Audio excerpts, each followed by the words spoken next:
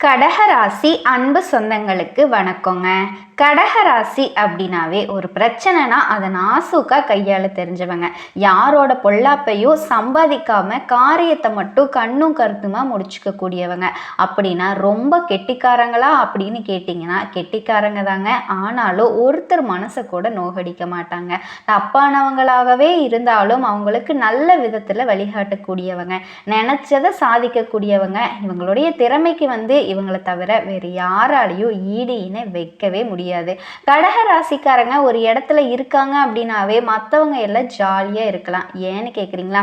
மொத்த பொறுப்பையும் இவங்களே ஏற்றுக்குவாங்க. கடக ராசிக்காரங்க ஒரு வீட்டில் இருக்காங்க அப்படின்னா அந்த குடும்பத்தோட மொத்த பொறுப்பையும் இவங்களோட தலையில தான் இருக்குங்க. யாருக்கும் கொடுக்க வேணாம். தன்னால் போய் தலையை கொடுக்கறதுல கடகத்தை மிஞ்சிக்க ஆளே கிடையாதுங்க. கடகம் ஒரு சில நாட்களில் யோசிக்கும், நம்ம தான் எல்லாத்துக்கும் ஓவராக இடம் கொடுக்குறோமோ அப்படின்னு. அப்படி இருந்தாலுமே அதிலிருந்து உங்களால் மீண்டு வெளியே வரவே முடியாதுங்க. சதா நேரமும் மற்றவங்களுக்காகவே வாழ்ந்தாலும் இவங்களை பற்றி யோசிக்க ஒரு ஜீவன் கூட கிடையாது. கடகராசியை பொறுத்த வரைக்கும் அந்த கஷ்டத்தை மறைச்சி வச்சுக்கிறதுனாலேயே மற்றவங்க எல்லாரும் இவங்களுக்கு என்ன, இவங்க என்ன போய் கஷ்டப்படுறாங்க அப்படின்னு இவங்களை ரொம்ப ஜாலியாக இருக்காங்கன்னு நினச்சிட்டு இருக்காங்க. ஆனால் இவங்க மனசில் இருக்கிற வேதனை இவங்களுக்கு மட்டும்தாங்க தெரியும். அந்த அளவுக்கு உங்க கஷ்டத்தை வெளியில சொல்லக்கூட ஆள் இல்லாம உங்களுக்கு நீங்களே மறைச்சுக்கிறீங்க. பார்க்குறவங்க எல்லாருமே ஏகபோக வாழ்க்கையை நீங்க வாழ்ந்துட்டு சந்தோஷமா சுத்திக்கிட்டு இருக்க மாதிரி தெரியும். ஆனா உங்களுக்கும் அந்த கடவுளுக்கும் மட்டும்தாங்க தெரியும் உங்களுடைய வாழ்க்கை நிலை ஒவ்வொரு நிமிஷமும் முள்படுக்கையில போய்கிட்டு இருக்கிற மாதிரி. இப்படிப்பட்ட கஷ்டத்திலையும் தன்னை சுத்தி இருக்கவங்களோட நல்லதுக்காக மட்டுமே பாடுபடக்கூடிய கடக ராசிக்கு இனி வரக்கூடிய நாட்கள் எப்படி இருக்க போகுதுங்க? சுழற்சி சுழற்சி அடிக்க போகும் சுக்கிரன் கட்டாயம் நடந்தே தீருங்க. என்னன்னு தானே கேட்குறீங்க? நீங்கள் எதிர்பார்த்த அத்தனை விஷயங்களும் உங்களுக்கு கிடைக்க போகுதுங்க. இத்தனை நாள் நீங்கள் ஏங்கிக்கிட்டு இருந்த காரியங்கள் அனைத்தும் நடக்க போகுதுங்க. அதில் சுக்கிர பகவான்னு பார்த்தீங்கன்னா உங்களுக்கு யோகத்தை அள்ளி கொடுக்க போகிறாரு. நீங்கள் எதிர்பார்த்த வாழ்க்கை வாழ போகிறீங்க. கடகராசி அன்பர்களை பொறுத்த வரைக்கும் சுக்கிர பயிற்சியால் என்ன பலன் அப்படின்னு தானே நீங்கள் கேட்குறீங்க. தெரிஞ்சுக்கலாங்க. சுக்கிர பகவான் 12ஆம் இடம் உங்கள் ராசிக்கு 12ஆம் இடத்துல போய் அமர்றாருங்க. ஸோ இது வரைக்கும் 11ஆம் இடத்துல இருந்த சுக்கிரன் இப்போ 12ஆம் இடத்துக்கு போய் அமர்ந்து அங்கே குருவோட இணைஞ்சு இப்போ பல பலன்களை கொடுக்க போறாரு. அப்போ இந்த கடகராசி என்பர்களுக்கு சுக்கிரன் அப்படின்னா நாளுக்குரியவன், சுகத்தை கொடுக்கக்கூடியவர், வீடு வண்டி வாகனத்துக்கு காரணக்கர்த்தாவா இருக்கக்கூடியவர் இந்த சுக்கிரன். அவர் போய் 12ல் மறைஞ்சிருக்காருங்க. அதே மாதிரி லாபத்தை கொடுக்கக்கூடிய சுக்கிரன் போய் 12ல் இருக்கு. அப்போ நமக்கு விரயத்தை ஏற்படுத்தி விடுமோ அப்படிங்கிற பயம் நிறைய கடகராசி என்பர்களுக்கு இருக்கும். அப்படியெல்லாம் இல்லைங்க. சுக்கிரனுக்கு குருவும் இணைஞ்சு 12ஆம் இடத்தை வலுப்படுத்துகிறாங்க அப்படின்னு அங்கே எடுத்துக்கணும். அப்போ விரயம் ஏற்படுத்தும், கண்டிப்பாக விரயம் இருக்குங்க. ஆனால் இந்த விரயம் சுப விரயங்களாக கன்வெர்ட் ஆகிரும் அப்படின்னு தாங்க அர்த்தம். ஓகேவா? அப்போ என்னெல்லாம் பண்ணுவீங்க? உங்களுக்கு பிடிச்ச விஷயத்தை, தனக்கு தேவையான ஆசைகளை பூர்த்தி செய்யக்கூடிய காலகட்டமாக இந்த காலகட்டம் பார்க்கப்படுதுங்க. ஏன்னா 2 கிரகங்களும் 12ஆம் இடத்துல இருக்காங்க. அப்போ 12ஆம் இடத்துல இருக்கும்போது 12ஆம் இடத்தை வலுப்படுத்துறது அப்படின்னு அர்த்தங்க. முதல்ல தூக்கம் நல்லா வருங்க. அப்போ தூக்கம் நல்லா வருது அப்படின்னா என்ன? உங்கள் ஆசைகளை நிறைவேற்றி கொண்டிருக்கீங்க அப்படின்னு அர்த்தம். நல்லா இருக்கீங்க அப்படின்னு அர்த்தம். அப்போ தூக்கம் நல்லா வரும். இது வரைக்கும் கடந்த 2 வருஷமாக குழப்பம், மனசங்கடம் எதுவுமே இல்லாமல் தனிமையில் இருக்கக்கூடிய கடகராசி அன்பர்கள் இப்போ நிம்மதியாக தூங்கக்கூடிய தன்மையை நிச்சயமாக ஏற்படுத்துங்க. 12ஆம் இடம் அப்படிங்கிறது வெளிநாடு, வெளிமாநிலம், அந்நிய தேசத்தை குறிக்கக்கூடிய இடம் இந்த 12ஆம் இடம். அப்போ நிறைய கடகராசி அன்பர்கள் இப்போ வெளிநாடு, வெளிமாநிலம், அந்நிய தேசத்துக்கு போயிட்டு வரக்கூடிய பாக்கியங்களை நிச்சயமாக உருவாக்குங்க. யாரெல்லாம் வெளிநாடு போகணும், வெளிநாட்டில் போய் சம்பாதிக்கணும், வெளிநாட்டில் போய் தொழில் தொடங்கணும், வெளிநாட்டில் இருந்து பணங்களை கொண்டு வரணும் அப்படின்னு என்ன ஓட்டத்தோடு இருக்கீங்களோ எல்லாத்துக்குமே இது பெரும் வெற்றியை கொடுக்க போகுது. ஏன்னா 2 பணக்கார கிரகங்கள், சுக்கிரனாலும் பணம் தான், குருனாலும் பெரிய பணம் தான். அப்போ பணம் அப்படிங்கிறது சேரும்போது அது பெரிய பணமாக மாறுது அப்படின்னு தாங்க அர்த்தம். பொருளாதாரத்தை பொறுத்த வரைக்கும் உங்களுக்கு எந்த ஒரு குறையுமே இருக்காதுங்க. அப்போது தன்னோட ஆசைகளை நிறைவேற்றி கொள்ளக்கூடிய தன்மை இந்த காலகட்டத்தில் நிச்சயமாக உங்களுக்கு இருக்குதுங்க. அப்போ வெளிநாடு, வெளிமாநிலம், அந்நிய தேசம் போயிட்டு வரக்கூடிய பாக்கியங்கள் அது எல்லாமே ஏற்படும். உங்களுக்கு வெளிநாட்டில் வேலை கிடைக்கும், இல்லைன்னா மாநிலத்தில் வேலை கிடைக்கும். 12 அப்படிங்கிறது நகர்தல். அப்படின்னா என்ன? டிரான்ஸ்ஃபர், அதாவது இடமாற்றம். டிரான்ஸ்ஃபர் கட்டாயமாக கிடைக்குங்க. இந்த டிரான்ஸ்ஃபருக்காக எதிர்பார்த்து காத்து கொண்டிருந்தவங்களுக்கு கட்டாயம் நீங்கள் எதிர்பார்த்த இடத்திற்கு இடமாற்றம் கிடைக்குங்க. இந்த காலகட்டத்தில் நீங்கள் எதிர்பார்க்கலாம். அதே சமயம் பணமும் வரணும்ல, அந்த ப்ரமோஷன் கொடுத்தாகணும். அப்போது ப்ரமோஷனை எதிர்பார்த்து காத்து கொண்டிருந்தவங்களுக்கு கட்டாயமாக ப்ரமோஷன் இருக்குங்க. அடிஷ்னல் ஜாப், ஏதாவது ஏற்கனவே ஒரு வேலையில் இருக்கவங்க இன்னொரு வேலை செஞ்சு பணத்தை பெருக்கக்கூடிய அமைப்பு, அப்போ வருமானம் வருங்க. அதற்குண்டான செலவுகளையும் செய்வீங்க அப்படிங்கிறது தான் அதோட அமைப்பே. அதே சமயத்தில் பார்த்தீங்கன்னா இந்த குருவும் சுக்கிரனும் இணைஞ்சு 6ஆம் இடத்தை பார்க்குறாங்க. அப்போ 6ஆம் இடம் அப்படிங்கிறது என்ன? கடன் அப்படிங்கிற அமைப்பு. காலகட்டம் நிச்சயமாக இருக்குங்க. ஒன்று கடன் வாங்குவீங்க, இல்லை கடனை அடைப்பீங்க. கடன்கிற வார்த்தை உங்கள் உங்களுக்குள்ள பேச்சுவார்த்தை நிச்சயமாக நடக்குங்க. கடன் வாங்குறதுக்கு வங்கியில் அப்ளை பண்ணியிருக்கேன் அப்படின்னா கட்டாயமாக இந்த காலகட்டத்தில் உங்களுக்கு கடன் நிச்சயமாக கிடைக்குங்க. குருனா வங்கி, ஸோ 6ஆம் இடத்தை பார்க்குது. கண்டிப்பாக கடன் கிடைக்கும். கடன் உண்டு. நீங்கள் கடனாக கன்வெர்ட் பண்ணிக்கிறது நல்லதுங்க.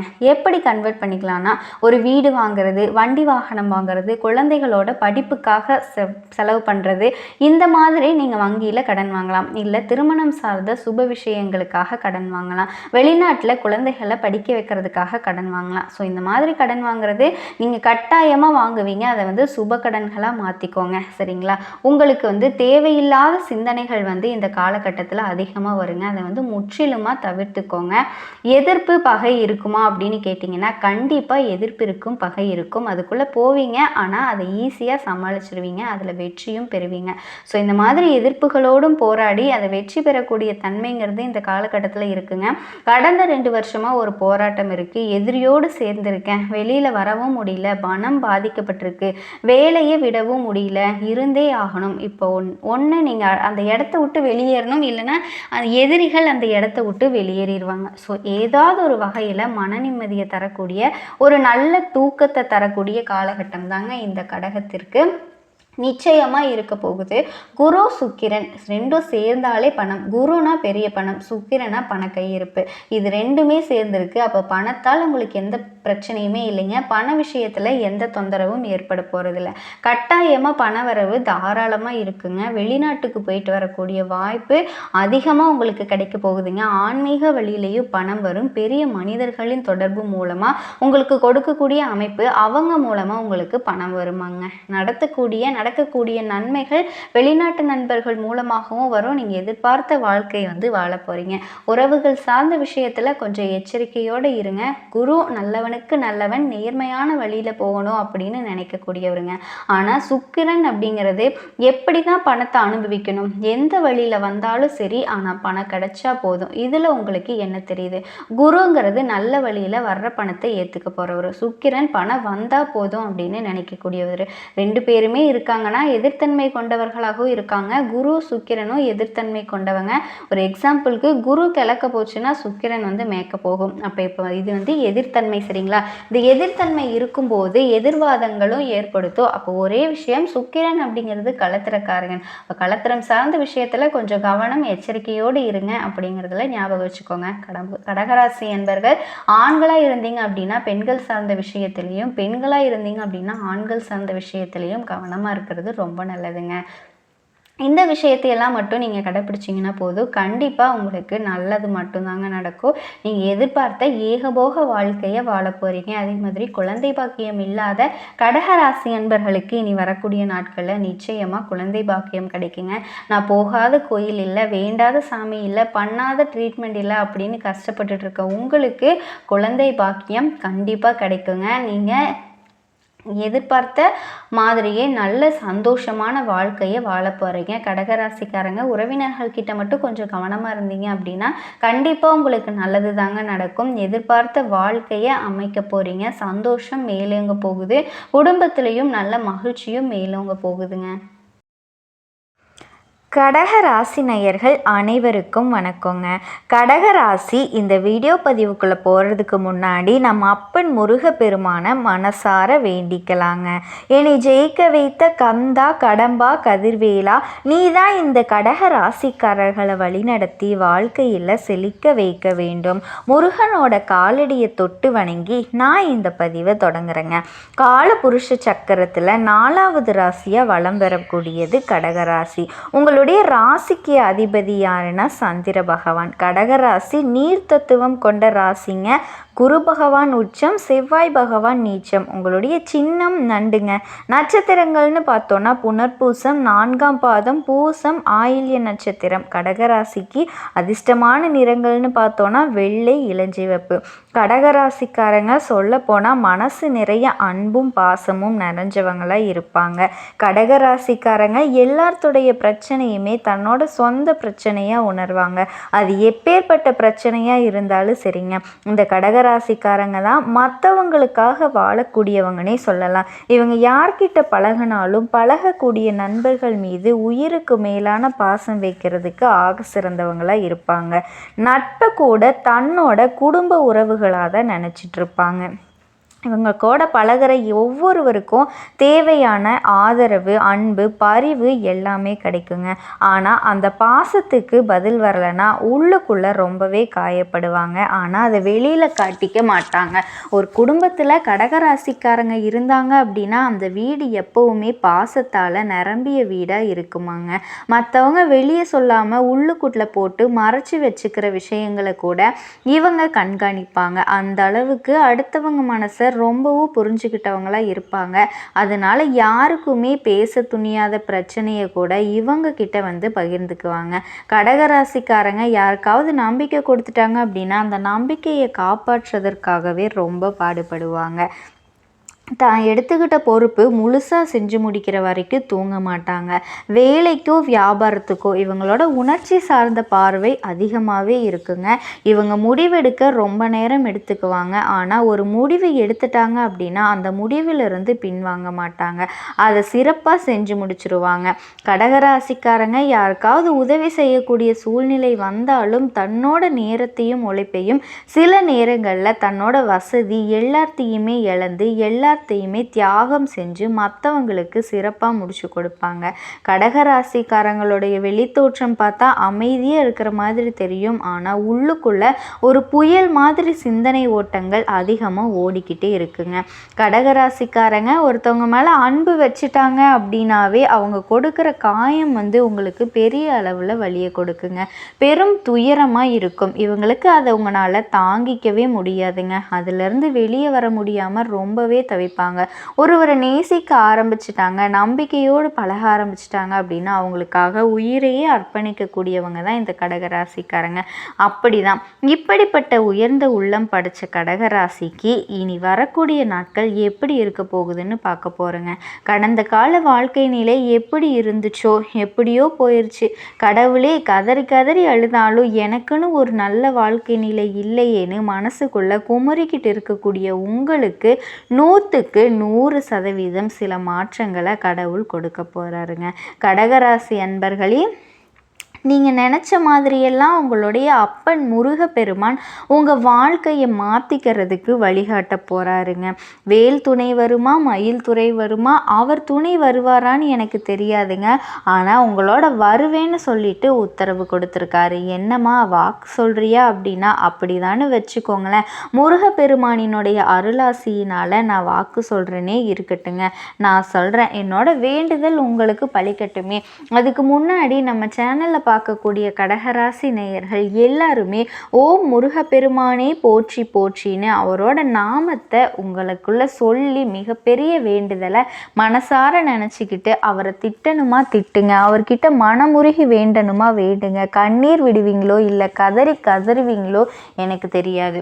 உங்களுடைய வேண்டுதல் நிறைவேறதுக்கு அவர்கிட்ட வாய் விட்டு வேண்டுங்க. ஒவ்வொரு சில செவ்வாய்க்கிழமையும் யார் ஒருத்தவங்க முருகப்பெருமான் கிட்ட வாய் விட்டு வேண்டுறீங்களோ அவங்களுடைய வேண்டுதலை அந்த முருகன் நிச்சயமாக அவங்க கூட நின்று நிறைவேற்றி கொடுப்பாருன்னு முழுசாக நம்பணுங்க. எந்த ஒரு இடத்துல முழு நம்பிக்கையோடு ஒருத்தவங்க பக்தி பயத்தோடு முருகப்பெருமானை அணுகிறீங்களோ உங்களுடைய கஷ்டங்கள் எல்லாம் நிச்சயமாக அவர் போக்கிடுவார். அந்த வகையில் உங்களுக்கு நற்செய்தியோட நான் இந்த வீடியோ பதிவு கொண்டு வந்திருக்கேங்க. முடிஞ்சது அப்படின்னா கமெண்ட் பாக்ஸ்லேயும் ஓ முருகப்பெருமானே போற்றி போற்றின்னு பதிவிடுங்க.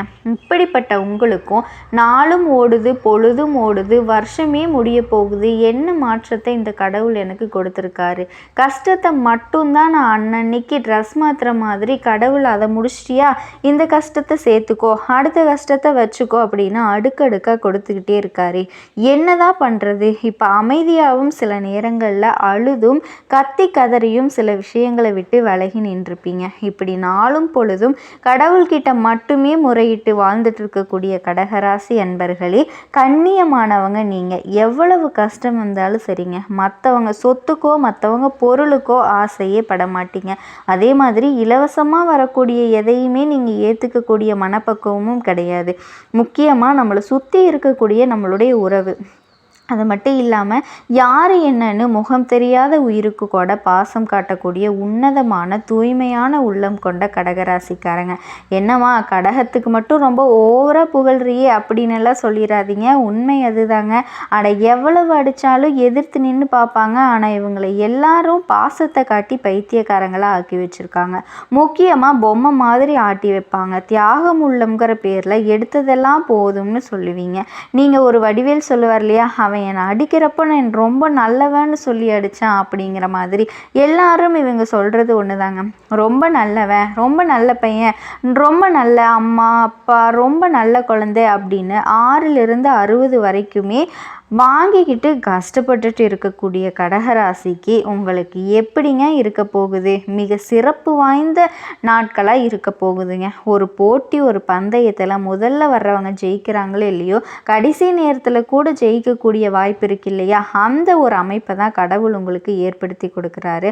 அப்படி என்னம்மா கொஞ்சம் சுருக்கமாக சொல்லிவிட்டு அதுக்கப்புறம் நீ சொல்லு அப்படின்னு மனசுக்கு ஆறுதலாக இருக்குன்னு நினைக்கக்கூடிய அன்பர்களுக்கு கொஞ்சம் நீங்கள் பொறுமையை கட்டுப்படுத்திக்கோங்க. அப்படின்னா வெற்றியை வாரி வழங்கக்கூடிய நாட்களாக தாங்க இருக்க போகுது.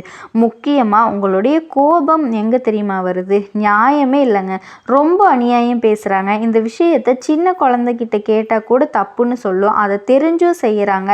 அப்படிங்கக்கூடிய இடத்துல எப்பவுமே தனக்குன்னு எதையுமே எதிர்பார்க்காம அடுத்தவங்களுக்காக பொங்கி எழக்கூடியவங்க தான். ஸோ அந்த இடத்துல கோபம் வரும். இப்படி இருக்கக்கூடிய உங்களுக்கு கோபப்படுங்க. உங்களுடைய கோபம் தான் உங்களுடைய பலம். அதை பலவீனமாக மாற்றுறதுக்கு தான் நான் தயாராக இல்லை. இருந்தாலுமே எந்த ஒரு விஷயமா இருந்தாலும் எந்த இடத்துலையும் கோபத்தை மட்டும் நீங்கள் கட்டுப்படுத்திக்கிட்டீங்க அப்படின்னா கண்டிப்பாக நல்லது நடக்குங்க. ஒரு சில இடங்களில் பொறுமையை கடைப்பிடிங்க. அந்த கோபத்தை கட்டுப்படுத்திட்டீங்க அப்படின்னாவே நிறைய இடங்களில் நீங்கள் சாதனையாளராக வலம் வரலாம். அதே சமயம் பொருளாதாரத்தை பொறுத்த வரைக்கும் நீங்கள் எதிர்பார்த்த அளவிற்கு பணம் வரவு ஏற்பட போகுதுங்க. இருந்தாலும் கொஞ்சம் அது சிரமத்தை கொடுக்கும். அதே சமயம் செலவுகளை சமாளிக்கிற அளவுக்கு பண வரவு ஏற்படும். ஒரு சிலருக்கு தேவையற்ற கடன் வாங்குறதை தவிர்க்கிறது ரொம்பவே நல்லது. ஏன்னா உங்களுக்காக நீங்கள் கடன் வாங்க மாட்டீங்க. உடனே மற்றவங்க கேட்குறாங்க, கூட பிறந்தவங்க கேட்குறாங்க, ஃப்ரெண்ட்ஸ் கேட்குறாங்க, பக்கத்து வீட்டுக்காரங்க கேட்குறாங்க, தெரிஞ்சவங்க கேட்குறாங்கன்னு சொல்லிட்டு எத்தனை பேருக்கு வாங்கி கொடுத்து மாட்டியிருப்பீங்க. இருந்தாலும் திரும்பவும் அதை செய்யணுங்கிற ஒரு கட்டாயத்தில் தான் வாழ்ந்துட்டுருப்பீங்க. ஏன்னு தெரியுமா? மனசு, அந்த மனசு கடவுள்னு சொல்லுவாங்க இல்லையா, அதை கேட்டால் நான் அதை கடகராசிக்காரங்களை தாங்க சொல்லுவேன். அந்த மனசு தான் சார் கடவுள். அந்த அளவுக்கு கருணை வடிவு இவங்க. அடுத்ததாக ஒரு சிலருக்கு மருத்துவ செலவுகள் ஏற்படுறதுக்கு வாய்ப்பு இருக்குங்க. காரணம் என்னென்னா, நேரத்துக்கு நேரம் உணவு கிடையாது, சரியான தூக்கம் கிடையாது, சரியான ஆரோக்கிய கவனிப்பு கிடையாது. சுத்தமாகவே கேர் அப்படிங்கிறது கடகராசிக்கு சுத்தமாகவே கிடையாது. ஆனால் மற்றவங்களுக்கு ஏதாச்சுன்னா வரைஞ்சி கட்டிக்கிட்டு போய் நிற்பீங்க. டாக்டர் கூட தோற்று போயிடுவாங்க. அந்த அளவுக்கு தனக்கு சம்மந்தப்பட்டவங்களோட ஹெல்த்துக்கு ப்ராடக்டாக இருப்பீங்க. அடுத்ததாக கணவன் மனைவிக்கிடையே கருத்து வேறுபாடுகள் ஏற்படுறதுக்கு வாய்ப்பு இருக்குங்க. ஏன் நிற்கிது தெரியுமா? கணவன் மனைவி கிட்ட சண்டை சச்சரவுன்னு நியாயமாக நடந்துக்குவீங்க. உங்களுடைய வாழ்க்கை துணை அப்படிங்கிறவங்க கொஞ்சம் அப்படி இப்படி தாங்க இருப்பாங்க. கடகராசிக்கு கடவுள் என்னதான் எழுதினாருன்னே தெரியாது. இந்த வாழ்க்கை துணை விஷயத்தில் மட்டும் சூப்பராக விளையாடிட்டாரு. ஏட்டிக்கு போட்டியா, நீயா நானா, இது தினம் தினம் நடந்துகிட்டே இருக்குங்க. இருந்தாலும் இருந்தாலும் உங்களுடைய வாழ்க்கை துணையை விட்டு உங்களால் பெருசாக எந்த மனசுமே பிரிய கிடையாது. நிறைய இடங்கள்ல அவங்களுக்காக வரிஞ்சு கட்டிட்டு சண்டையும் போட்டிருப்பீங்க, சமாதானமும் பண்ணியிருப்பீங்க. அவங்களுக்காக இந்த அளவுக்கு சமாளிச்சுக்கிட்டு சம்பாரிச்சுக்கிட்டு காத்துக்கிட்டு வர்றீங்க. இந்த விஷயம் உண்மைன்னு நினச்சிங்கன்னா கமெண்ட் பாக்ஸில் பதிவிடுங்க. ஒருத்தருக்கு ஒருத்தர் விட்டு கொடுத்து போயிட்டுருப்பீங்க. அது உங்களுக்கு கொஞ்சம் டவுட்டான விஷயந்தாங்க. பல இடங்களில் நீங்கள் விட்டு கொடுத்துருப்பீங்க. கொஞ்சம் வந்துட்டு பார்த்து நிதானமாக நடந்துக்கோங்க. அடுத்து புதுசாக யாராவது உங்ககிட்ட வந்து பேசுகிறாங்க, புதிய நபர்கள், அவங்கக்கிட்ட ரொம்பவே எச்சரிக்கையே இருக்கணுங்க. ஆக மொத்தத்தில் உங்களுக்கு இனி வரக்கூடிய நாட்கள் அப்படிங்கிறது கஷ்டத்தை தரல, உங்கள் கஷ்டம் போக்குறதுக்கு ஒரு சில வழிகளை தாங்க கொண்டு வந்திருக்கு. கரெக்டாக பயன்படுத்தி